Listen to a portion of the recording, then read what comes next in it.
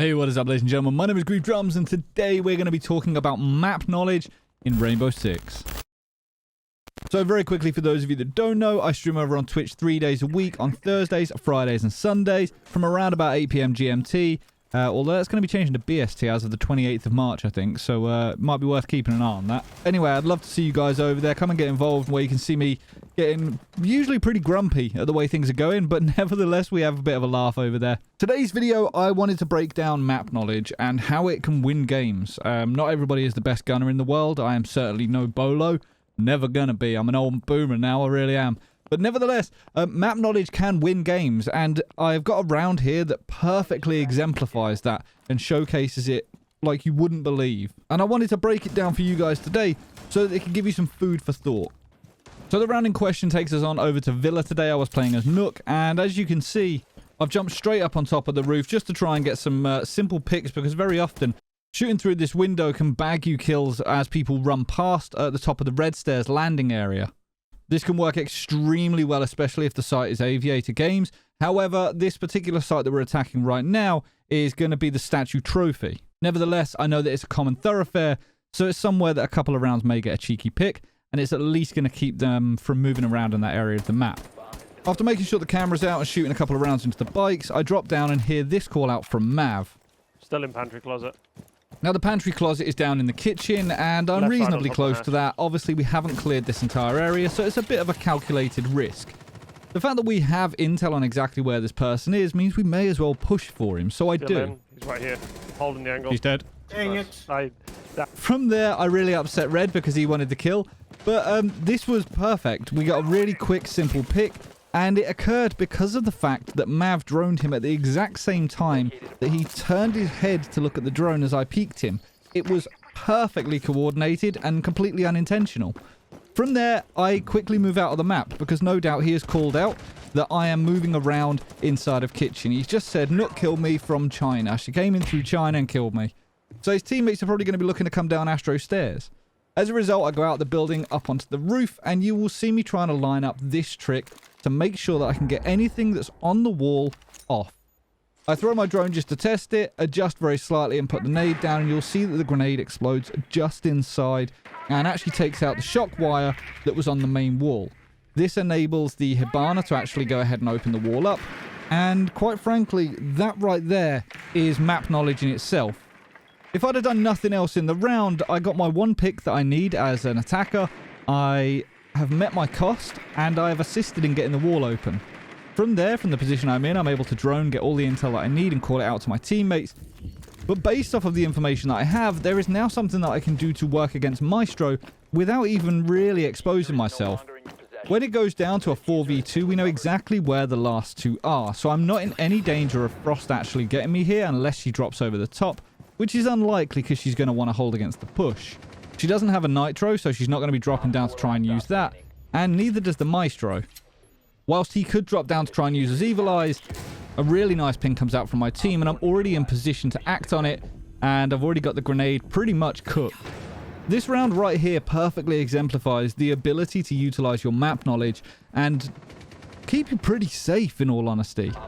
There weren't very many occasions in this entire round that I was in a lot of danger, and I managed to get two really simple picks just from knowing common places on the map and knowing the map layout itself. I am the biggest advocate of practicing these maps. I cannot scream it enough to people that it is not just about insane gun skill inside of Siege.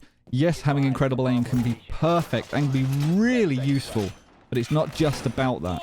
Even people like Bolo, who have incredible gun skill, still know the maps inside and out, and they have the ability to utilize this sort of game knowledge to fortify the plays that they do. If you're looking to improve as a player, learning the maps intricately can make a big difference. On top of that, listening and reacting to callouts is the next thing I wanted to discuss. Now, I know that sounds ridiculous. Off the top of your head, listening and reacting to callouts, what on earth is there to discuss about that? However, I will raise you a not listening. The amount of times that I hear callouts being given or give callouts myself of where someone is and nobody does a thing is phenomenal. How many times have you been in a position in which you know exactly where two people are and you call them out and your teammate is on the other side of the map just waiting for someone else to come through. And you're like, well, listen, you're kind of guessing where they are. I'm telling you where they are, and you're in a position to act on it. It can be so damn painful. So this next round, I wanted to showcase something. What I'm going to do is I'm going to let it play out, and then we'll come back and have a quick chat about it. I got a blitz on me. Blitz on me. Where are you? Ross, blitz is coming upstairs. He's in coffin. I'm ready if he comes through that door.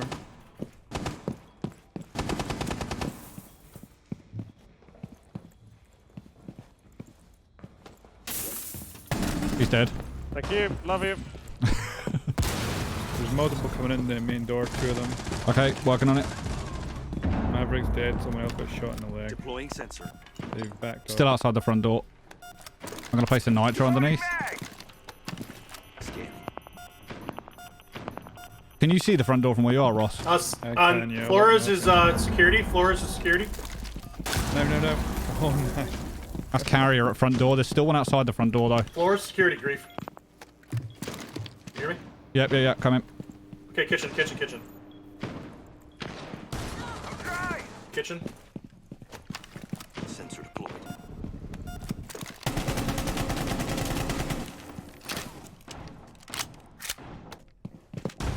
Nice. Friendly's victorious. Hostiles eliminated.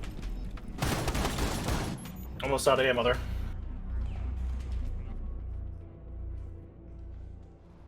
So as you will have seen there, as the round was going on, I'm sort of doing my own thing, and I'm paying attention to various different aspects of the game. I'm trying to get a spawn peek through a drone hole. I'm using my pulse scanner to figure out what's going on outside, and I will put a disclaimer out there. Yes, this is on casual. We were on the test server and struggling to get a game, so we ended up going on to casual.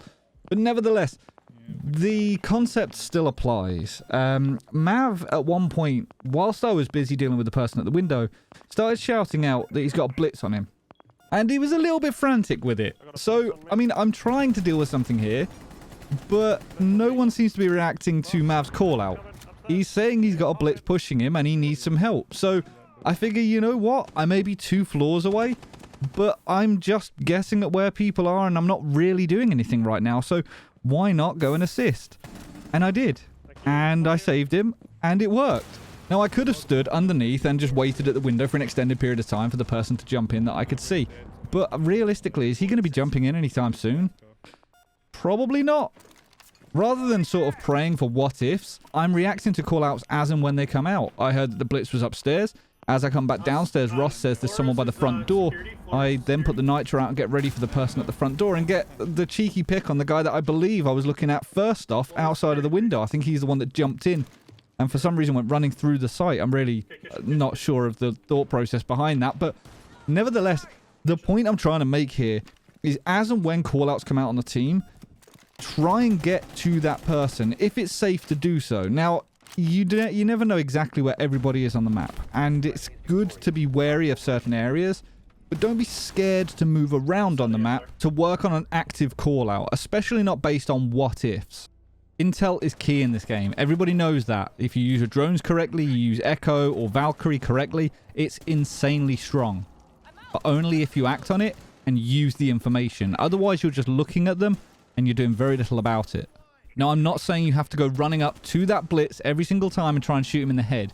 But get into a position to set up a crossfire so that as and when he tries pushing in on someone, you are off to the side and you can both shoot at the person and he will expose himself to one or the other.